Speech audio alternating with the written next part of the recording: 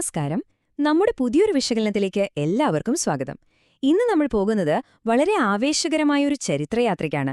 അറബിക്കടലിന്റെ തീരത്ത് തലയുയർത്തി നിൽക്കുന്ന നൂറ്റാണ്ടുകളുടെ കഥകൾ പറയാനുള്ള ഒരു വലിയ തീരദേശ കാവൽക്കാരനെക്കുറിച്ചാണ് നമ്മളിന്ന് മനസ്സിലാക്കാൻ പോകുന്നത്. റെഡിയല്ലേ? ഇതൊന്ന് ആലോചിച്ചു നോക്കിക്കേ. മുട്ടയുടെ വെള്ള, കുരുമുളക്, പിന്നെ ബ്രിട്ടീഷ് സാമ്രാജ്യം. ഇവർ തമ്മിൽ എന്തായിരിക്കും ഒരു ബന്ധം? കേൾക്കുമ്പോൾ വളരെ വിചിത്രമായൊരു കൂട്ടുകെട്ടാണല്ലേ? എന്നാൽ ഈ ചോദ്യത്തിനുള്ള ഉത്തരം ഒളിഞ്ഞിരിക്കുന്നത് നമ്മുടെ കേരളത്തിലുള്ള നൂറ്റാണ്ടുകൾ പഴക്കമുള്ള ഒരൊറ്റ നിർമ്മിതിക്കുള്ളിലാണ്. അതെന്താണ് നമുക്ക് നോക്കാം. ഭാഗം 1. അതിശക്തനായ തീരദേശ കാവൽക്കാരൻ തലശ്ശേരിയെ അറിയാം. ദൈവത്തിന്റെ സ്വന്തം നാടായ കേരളത്തിൽ കണ്ണൂർ ജില്ലയിൽ നിന്നും വെറും 22 കിലോമീറ്റർ മാത്രം അകലെയുള്ള ഈ ചരിത്രപ്രസിദ്ധമായ കോട്ടയിലേക്കാണ് നമ്മൾ ആദ്യം പോകുന്നത്. ഒരു കാലത്ത് യൂറോപ്യന്മാരുടെ ഏറ്റവും പ്രധാനപ്പെട്ട വാണിജ്യ കേന്ദ്രങ്ങളിൽ ഒന്നായിരുന്നു ഈ പ്രദേശം. ഇവിടുത്തെ ഏറ്റവും രസകരമായൊരു കാര്യം എന്താണെന്ന് വെച്ചാൽ, സമുദ്രനിരപ്പിൽ നിന്ന് ഏകദേശം 90 അടി ഉയരത്തിലാണ് ചതുരാകൃതിയിലുള്ള ഈ കോട്ട നിർമ്മിച്ചിരിക്കുന്നത്. അതെ, 90 അടി. അറബിക്കടലിന്റെ അതിവിശാലമായ കാഴ്ചകൾ കാണാൻ കഴിയുന്ന തന്ത്രപ്രധാനമായ ഒരു സ്ഥലമാണിത്. ശത്രുക്കളുടെ കപ്പലുകളും നീക്കങ്ങളും വളരെ ദൂരെ നിന്ന് തന്നെ നിരീക്ഷിക്കാൻ ഈ വലിയ ഉയരം അന്നവരെ സഹായിച്ചിരുന്നു. ഇനി ഇതിന്റെ പ്രവേശന കവാടം തന്നെ അതിഗംഭീരമാണ്. 10 മീറ്റർ ഉയരമുള്ള കൂറ്റൻ മതിലിലാണ് ഇതിന്റെ വാതിൽ നിർമ്മിച്ചിരിക്കുന്നത്. ഒന്ന് ചിന്തിച്ചു നോക്കൂ. ഏത് തരത്തിലുള്ള വലിയ ആക്രമണങ്ങളെയും അധിനിവേശങ്ങളെയും ചെറുത്തു നിൽക്കാൻ തക്കവണ്ണമാണ് ഈ കോട്ട അന്ന് രൂപകൽപ്പന ചെയ്തിരിക്കുന്നത് എന്ന് ഈ ഭീമാകാരമായ മതിൽ നമുക്ക് വ്യക്തമായി കാണിച്ചു തരുന്നു. ശരി, നമുക്കിതിലേക്ക് കടക്കാം. ഭാഗം 2. ശർക്കര, മുട്ട, രഹസ്യ തുരങ്കങ്ങൾ അടങ്ങിയ വാസ്തുവിദ്യാ രഹസ്യങ്ങൾ. ഈ കോട്ടയുടെ ഏറ്റവും അത്ഭുതപ്പെടുത്തുന്ന വാസ്തുവിദ്യാ രഹസ്യങ്ങളും ഈ കൂറ്റൻ മതിലുകളെ ഇന്നും ഉറപ്പിച്ചു നിർത്തുന്ന വിചിത്രമായ ആ പഴയ റെസിപ്പിയുമാണ് നമ്മളിനി കാണാൻ പോകുന്നത്. ഇവിടുത്തെ ചേരുവകൾ കേട്ടാൽ ശരിക്കും ഒരു കേക്ക് ഉണ്ടാക്കാനുള്ള സാധനങ്ങളാണെന്ന് തോന്നും. ശർക്കര, മുട്ടയുടെ വെള്ള, പിന്നെ കുറച്ച് ചുണ്ണാമ്പും. വിശ്വസിക്കാൻ കുറച്ച് പ്രയാസമുണ്ടാകുമല്ലേ? ഈ വിചിത്രവും എന്നാൽ സ്വാദിഷ്ടവുമായ കൂട്ടുപയോഗിച്ചാണ് കോട്ടയുടെ കൊത്തളങ്ങൾ നിർമ്മിച്ചിരിക്കുന്നത്. കാലത്തെ അതിജീവിക്കുന്ന ഒരു അത്ഭുതകരമായ സൂപ്പർ ഗ്ലൂ തന്നെയായിരുന്നു ഈ പുരാതന മിശ്രിതം. അതുപോലെ തന്നെ ഈ കോട്ടയിലെ അതിമനോഹരമായ കൊത്തുപണികളോടുകൂടിയ വാതിലുകളും രഹസ്യ അറകളും ശരിക്കും ആരെയും അമ്പരിപ്പിക്കുന്നതാണ്. ഇവിടെ നിന്ന് നേരിട്ട് കടലിലേക്ക് ചെന്നെത്തുന്ന നിഗൂഢമായ ഭൂഗർഭ തുരങ്കങ്ങളുണ്ട്. അപ്പോൾ ഇവയെല്ലാം കൂടി ഈ കോട്ടയിലൂടെയുള്ള യാത്ര ശരിക്കുന്നൊരു വലിയ സാഹസികതയാക്കി മാറ്റുന്നുണ്ട്. പഴയകാല വാസ്തുശില്പികളുടെ അപാരമായ വൈദഗ്ധ്യത്തിന്റെ ഏറ്റവും മികച്ചൊരു ഉദാഹരണമാണിത്. ഇത് വളരെ വ്യക്തമായി കാണിച്ചു തരുന്നത് കോട്ടയുടെ ഒരു ഇരട്ട സ്വഭാവത്തെയാണ്. കോട്ടയ്ക്കുള്ളിലെ ഭൂഗർഭറകൾ തികച്ചും വ്യത്യസ്തമായ ആവശ്യങ്ങൾക്കാണ് അവർ ഉപയോഗിച്ചിരുന്നതെന്ന് വേണം പറയാൻ.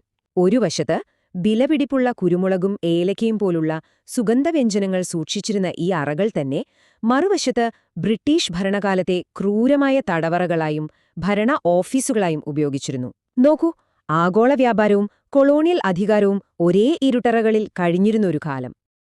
അടുത്തതായി ഭാഗം 3. നൂറ്റാണ്ടുകൾ നീണ്ട അധികാരമാറ്റങ്ങൾ. ഒരു ചരിത്ര നാൾവഴി.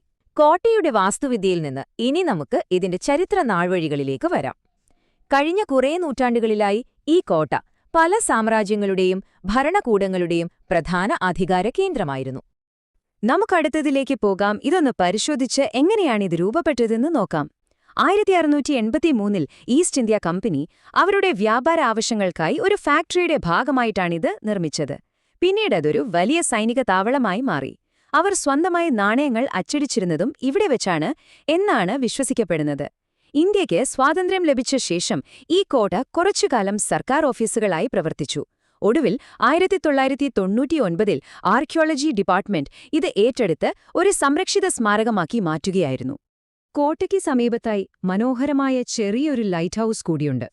സത്യത്തിൽ ഇതൊരു കൗതുകമുള്ള കാഴ്ച മാത്രമല്ല, മറിച്ച് ഒരു കാലത്തിതൊരു തിരക്കേറിയ യൂറോപ്യൻ തുറമുഖ നഗരമായിരുന്നുവെന്ന് പുറം ലോകത്തെ അറിയിച്ച ഒരു പ്രധാന അടയാളം കൂടിയാണ് ഈ പ്രകാശഗോപുരം.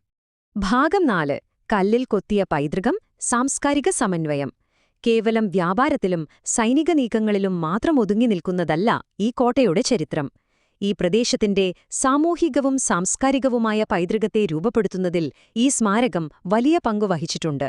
ഇന്നത്തെ തലശ്ശേരിയുടെ സാംസ്കാരിക സമന്വയത്തെക്കുറിച്ച് നമുക്കൊന്ന് നോക്കാം. ഇവിടുത്തെ ആരാധനാലയങ്ങളുടെ വൈവിധ്യം നിങ്ങളൊന്ന് ശ്രദ്ധിക്കുക. കോട്ടയ്ക്ക് വളരെ അടുത്തായി തന്നെ വിവിധ മതങ്ങളുടെ ആരാധനാലയങ്ങൾ സ്ഥിതി ചെയ്യുന്നുണ്ട്. ഹോളി റോസറി ചർച്ച്, ചരിത്രപ്രസിദ്ധമായ സർദാർ പള്ളി, ജഗന്നാഥ ക്ഷേത്രം എന്നിവയെല്ലാം കോട്ടയുടെ പരിസരത്തുണ്ട്. ഈ കോട്ട എങ്ങനെയാണ് തലശ്ശേരിയുടെ മനോഹരമായ സാംസ്കാരികവും മതപരവുമായ സമന്വയത്തിന്റെ കേന്ദ്രബിന്ദുവായി നിലകൊള്ളുന്നത് എന്ന് ഇത് നമുക്ക് വ്യക്തമായി കാണിച്ചു തരുന്നു. അപ്പോൾ ഇവിടെ ഏറ്റവും പ്രധാനപ്പെട്ട കാര്യം ഇതാണ്: ശ്രദ്ധയോടെയും ബഹുമാനത്തോടെയും നടക്കുക. കാരണം ചരിത്രം ഇവിടെ ഉറങ്ങുന്നുണ്ട്. കോട്ടയുടെ ഇടനാഴികളിലൂടെ നടക്കുമ്പോൾ അവിടെ ഉറങ്ങുന്ന ആ വലിയ ചരിത്രത്തെ നമ്മൾ ബഹുമാനിക്കണം.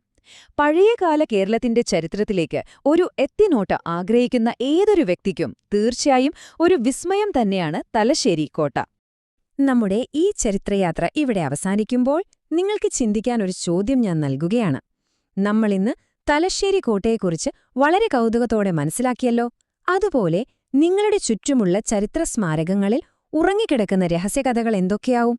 ആ പഴയ കോട്ടകളിലും കെട്ടിടങ്ങളിലും ഒളിഞ്ഞിരിക്കുന്ന ചരിത്രം കണ്ടെത്താൻ നിങ്ങൾ ഇന്ന് തന്നെ ശ്രമിക്കുക. നിങ്ങളുടെ പ്രദേശത്തെ ചരിത്രത്തിലേക്ക് ഈയൊരു കൗതുകത്തോടെ ഒന്ന് നോക്കൂ. വളരെ രസകരമായ മറ്റൊരു വിഷയവുമായി നമുക്ക് വീണ്ടും കാണാം.